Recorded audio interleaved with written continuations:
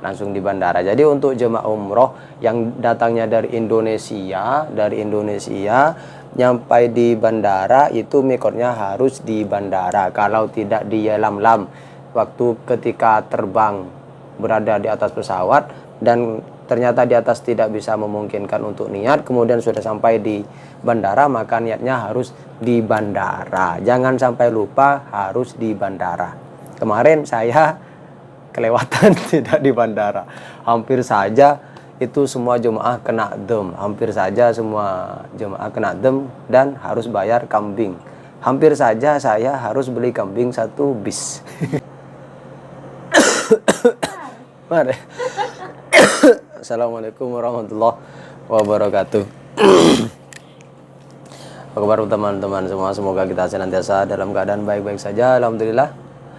Besok saya ada kedatangan lagi akan menyebut jemaah umroh untuk melaksanakan ibadah umroh di kota suci Mekah. Dan untuk kedatangan kali ini saya akan menyambut di Bandara Jeddah.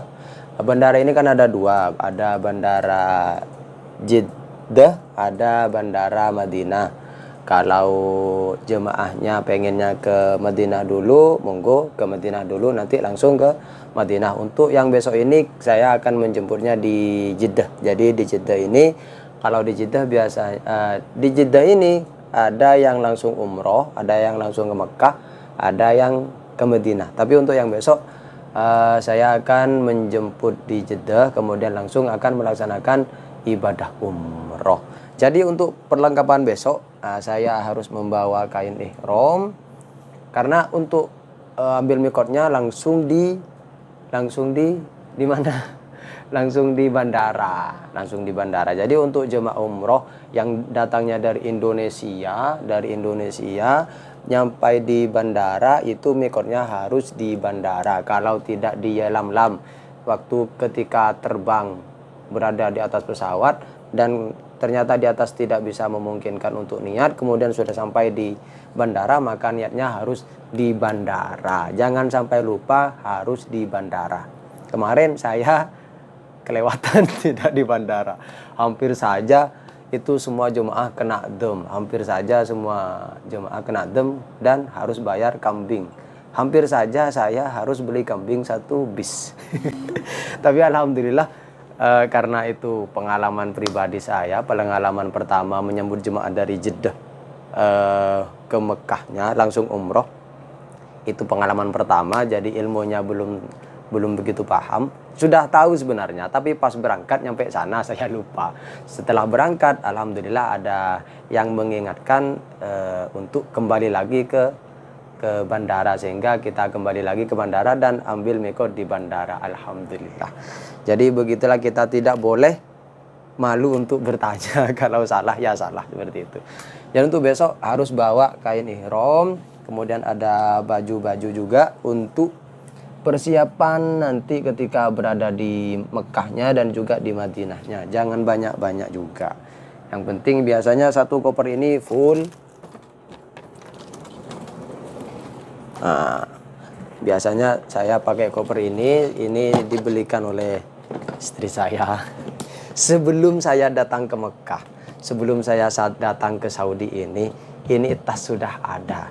Katanya biar saya jadi guide atau mutawif, jadi pembimbing jemaah umroh. Dan alhamdulillah, mungkin karena berkat dia mendoakan saya terus, didoakan terus, sehingga tibalah saatnya saya mendapatkan keberuntungan ini, anugerah dari Allah Subhanahu wa taala. Saya mendapatkan kesempatan untuk membimbing jemaah umroh. Sampai-sampai saya kasih nama di sini. Karena kenapa? Takut hilang. Sampai ada namanya, kemudian ada nomor handphonenya.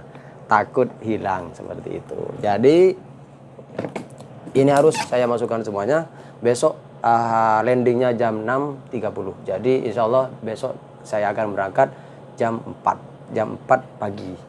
Dan kemarin sini. Kemarin saya bawa jemaah umroh. Ini ada hadiah banyak sekali dari jemaah yang saya bawa. Nama travelnya Prima Unggul, itu dari Makassar. Kalau dari Makassar kata teman-teman saya yang guide yang satunya, memang hadiahnya ngasih sarung, dan ini sarungnya banyak sekali. Coba kita hitung, 1, 2, 3, 4, 5, 6, 7, 8, 9, 10, 11, 12, 13. Ini kalau kerja 3 kali saja ke travel ini, insya Allah pulang gak usah bawa oleh-oleh, cukup bawa sarung buat tamu-tamu yang datang berziarah. Tapi tidak semua travel seperti itu. Artinya setiap daerah itu mempunyai adat masing-masing, dan ternyata di Makassar itu biasanya katanya kalau pergi umroh memang bawa sarung untuk diberikan ke mutawif, untuk diberikan sebagai oleh-oleh seperti itu. Jadi inilah oleh-olehnya, dan ini adalah kejadian yang pertama kali. Saya tidak pernah mendapatkan sarung sebanyak ini. Dan besok itu akan menjemput jemaah yang sama dari Prima Unggul, juga dari Makassar. Jadi insya Allah ini akan bertambah nanti. Tapi nggak ada yang ngasih donggala. Tapi alhamdulillah tetap bersyukur kawan kepada Allah Subhanahu wa taala sudah diberikan rezeki, dan menjadi guide ini, menjadi mutawif ini bukanlah hal yang mudah bagi saya. Karena kenapa? Karena uangnya banyak. Satu hari itu biasanya dari travel ngasih 200 real. Kalau 200 real itu sekitar 900.000 kalau di Indonesia, kalau ditukarkan ke Indonesia. Tapi tanggung jawabnya juga besar. Karena kenapa? Karena kita bawa jemaah, misalkan dalam satu rombongan ada katakan 40 jemaah, itu ibadahnya kita yang tanggung. Kalau ibadahnya keliru, salah, dan itu karena kita yang beritahu, kita yang memberikan pemahaman kepada mereka, dan ternyata ibadahnya salah, maka saya yang tanggung jawab. Maka dari itu ini bukanlah pekerjaan yang tidak begitu enak seperti itu. Enak di uangnya tapi tidak enak di tanggung jawabnya, karena ini tanggung jawabnya besar untuk melaksanakan ibadah umroh. Orang dari Indonesia udah ngumpulin uang banyak-banyak, mungkin sudah berpuluh-puluh tahun menunggu keberangkatan untuk melaksanakan ibadah umroh. Ternyata pas nyampe sini, pembimbingnya saya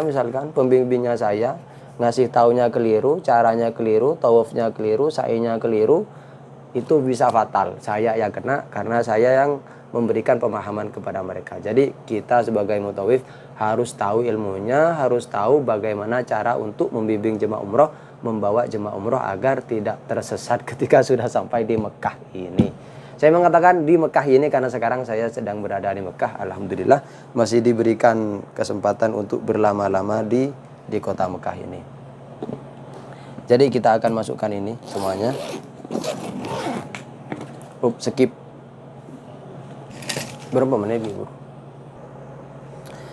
Dan ini saya bawa timbangan seperti ini, timbangan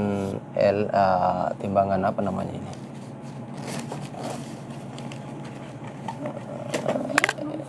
Untuk menimbang koper-koper yang sudah sudah di-packing oleh jemaah untuk dibawa pulang ke Indonesia. Karena biasanya itu ada timbangannya, misalkan maksimalnya 30, ya harus 30, jangan sampai dilebihkan, jangan sampai kopernya jemaah itu lebih timbangan sehingga nanti bisa bermasalah di bandara. Juga saya selalu bawa